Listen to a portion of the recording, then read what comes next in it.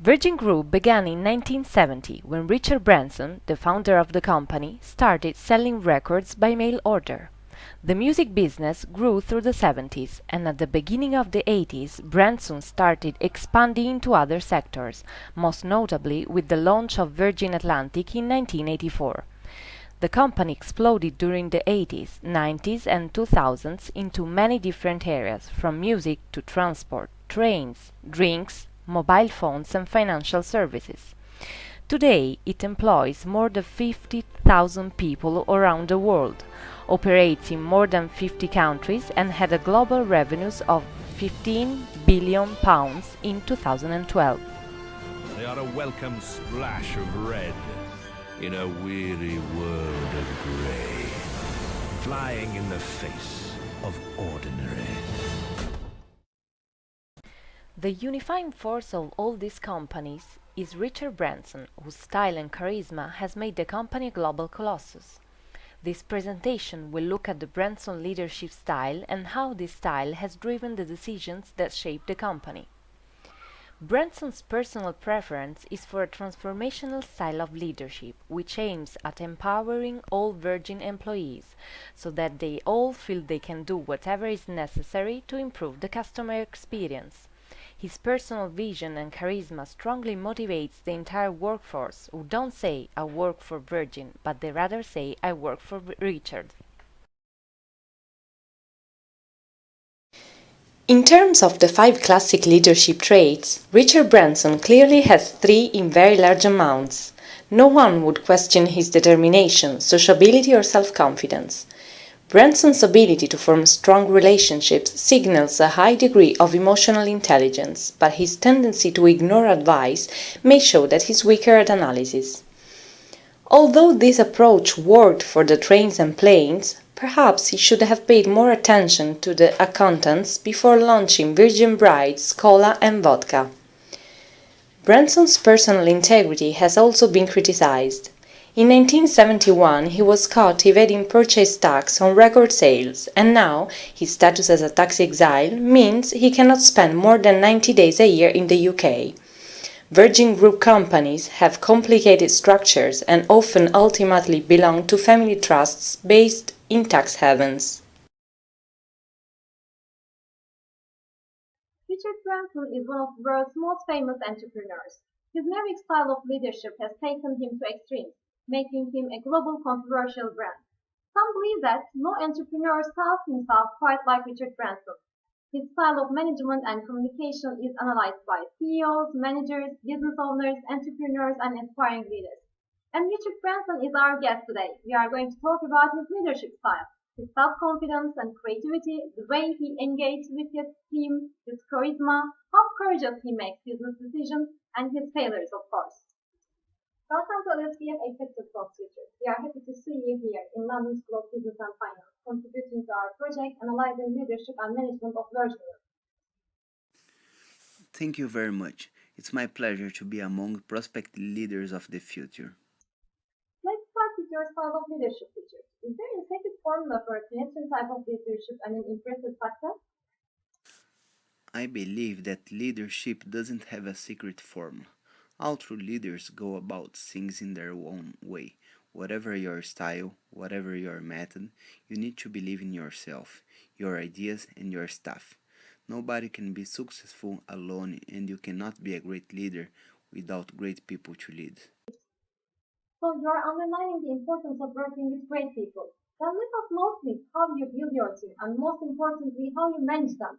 Do you follow a formal hierarchy in Virgin Group? Do you give your staff a set of predetermined goals and communicate high expectations to them? And how close are you with the people working for Virgin Group? Personally, I have always believed in the art of delegation, finding the best possible people for Virgin and giving them the freedom and encouragement to flourish. If you're not always there, it forces other people to call the shots, which in turn improves their own leadership skills, build their confidence, and strengthens your business. But whatever your approach, it is necessary to give other people the space to thrive, to catch people doing something right. Look for people who take their role seriously and lead from the front. People who are inventive yet organized, focused yet fun, tend to be determined to succeed and equally keen to have a good time doing it. A company should be genuinely be a family who achieve together, grow together, and love together.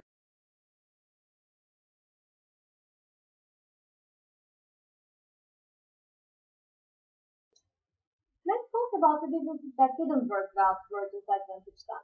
Some of your initiatives like Virgin Cola, Virgin Megastores, Virgin Bright resulted in failures. Why didn't they work? Were there some deficiencies in decision making? Virgin Cola business taught me not to underestimate the power of the world's leading soft drink makers.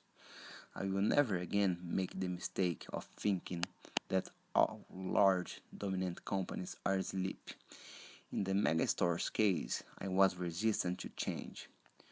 Virgin megastores were losing a lot of money. We did not make a speed exit in part because I resisted closing the business.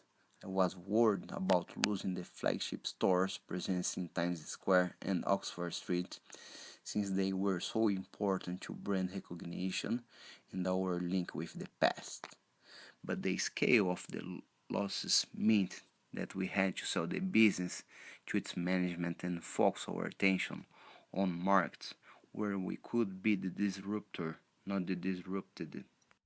How is it possible to enter again and again into vast amount of new different businesses without fear following your failures? My mother drummed into me from an early age that I should not spend much time regretting the past. I tried to bring that discipline to my business career. Over the years, my team and I have not let mistakes, failures, or misshapes get us down. Instead, even when a venture has failed, we try to look for opportunities to see whether we can capitalize on another gap in the market. Perhaps it's the need to take calculated chance to succeed that appeals, as well as the necessity of learning quickly from mistakes. Business opportunities are like buses. There are always another one coming. Thus, we can say that leaders certainly are the ones who don't lose their will and determination to catch opportunities. Richard, you achieved a great success as the founder of Virgin Group. So many entrepreneurs, businessmen, and businesswomen aspire to be like you. What are your secrets to manage successfully? As we are approaching the end, can you give us a top 5 list? First of all, is to enjoy what you are doing, because starting a business is a huge amount of hard work, requiring a great deal of time. You had better enjoy it. When I started Virgin from a basement flat in West London, I did not set out to build a business empire. I set out to create something I enjoyed that would pay the bills. Second, create something that stands out. Whether you have a product, a service, or a brand, it is not easy to start a company and to survive and thrive in the modern world. In fact, you have got to do something radically different to make a mark today. Look at the most successful business of the past 20 years: Microsoft, Google, or Apple, for example. Shook up a sector by doing something that hadn't ever been done, and by continually innovating, they are now among the dominant force. Third, create something that everybody who works for you is really proud of. Business generally consists of a group of people, and they are your biggest asset. My fourth secret is to be visible. Do not get stuck behind a desk. I have never worked in an office. I have always worked from my home, but I get out and about meeting people. It seems I'm traveling all the time, but I always have a notebook in my back pocket to jot down questions, concerns, or good ideas. If I'm on a Virgin Atlantic plane, I make certain to get out and meet all the staff and many of the passengers. And finally, be a good leader. Get out there, listen to people, draw people out and learn from them. Never openly criticize people, never lose your temper, and always lavish praise on your colleagues for a job well done. People flourish if they are praised. It's now the end of our interview, Richard. Thanks for joining us. Many thanks for contributing to our project and also to our self-development of leadership through your insights.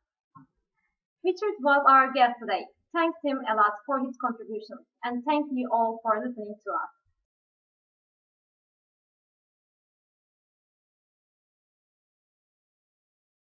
Many Virgin brands are built around the personality of Richard Branson. His stunts when launching new companies and products have become legendary, and many partnerships have involved Branson adding his own style and the Virgin brand to other people's operational expertise.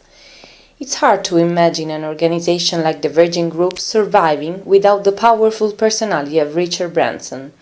In spite of the criticism of him personally and of some of his decisions, Branson has created a huge number of new products and companies and kept them going, sometimes in very difficult circumstances. Very few people would have the determination and charisma to maintain such a diverse range of businesses. Perhaps the likeliest outcome for Virgin after Branson is a slow decline as the various businesses are sold to Virgin's partners, merge into other groups, or are wound up by investors or creditors. The Virgin Group is the result of one man's vision and drive and cannot continue if those forces are no longer there.